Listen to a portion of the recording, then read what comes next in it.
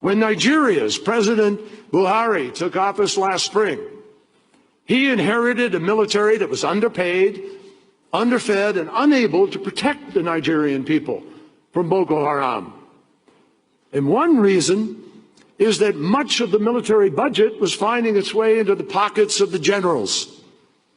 And just this week, we saw reports that more than 50 people in Nigeria, including former government officials, stole $9 billion from the Treasury. I used to be a prosecutor, and I know how hard it is to hold people in positions of public responsibility accountable. But I also know how important it is.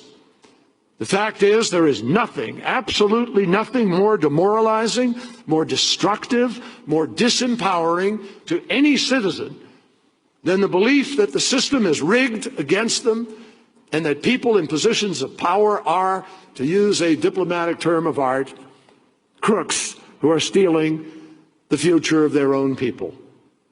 And by the way, depositing their ill-gotten gains in ostensibly legitimate financial institutions around the world. Corruption is a social danger because it feeds organized crime.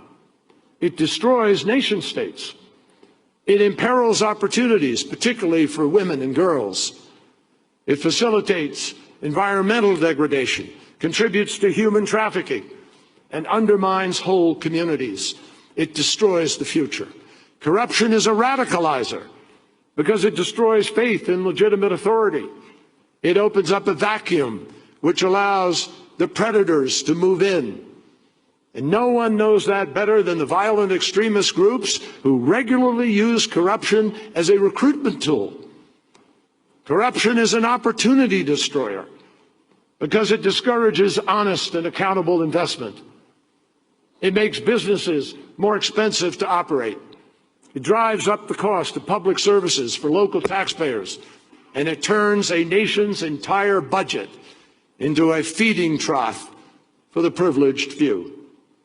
And that is why it is imperative that the business community of the world starts to demand a different standard of behavior, that we deepen the fight against corruption, making it a first-order national security priority.